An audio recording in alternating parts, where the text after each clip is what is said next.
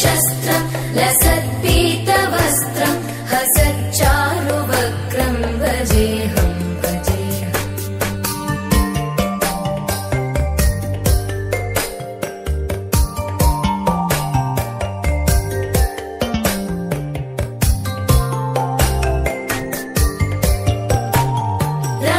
रमाकण्ठहारं श्रुतिव्रातसारं जलान्तर्विहारं धराभारहारं चिदानन्दरूपं मनोज्ञस्वरूपं धृतानेकरूपं भजेऽहं भजेऽहम्।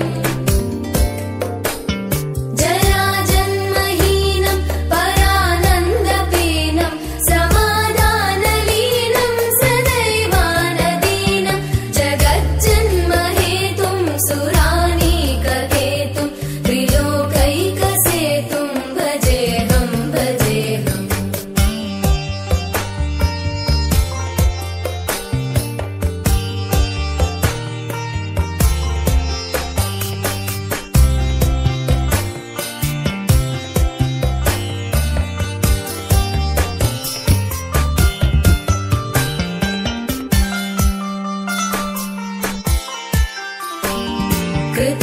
कृताम्नायगानं खगाधीशयानं विमुक्तेर्निदानं हरारातिमानं स्वभक्तानुकूलं जगद्वृक्षमूलं निरस्तार्थशूलं भजेऽहं भजेऽहम्। सुमनसवन्दितसुन्दरि माधवि चन्द्रसहोदरि हेममयि मुनिगणवन्दितमोक्षप्रदायिनि मञ्जुळभाषिणि वेदनुते पङ्कजवासिनि देवसुपूजित सद्गुणवर्षिणि शान्तियुते जय जय हे मधुसूदन कामिनि आदिलक्ष्मि जय पालय माम्।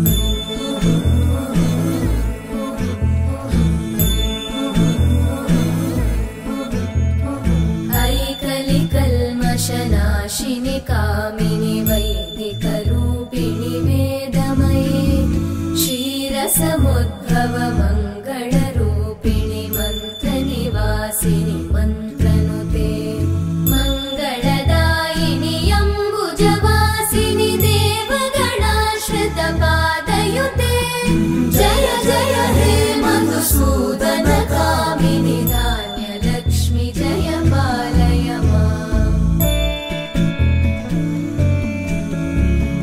जय वरवर्णिनि वैष्णवि भार्गवि मन्त्रस्वरूपिणि मन्त्रमये सुरगणपूजित शीघ्रफलप्रद ज्ञानविकासिनि शास्त्रनुते भवभयहारिणि पापविमोचनि साधुजनाश्रितपादयुते जय जय हे मधुसूदन कामिनि धैर्यलक्ष्मि जय पालय माम्।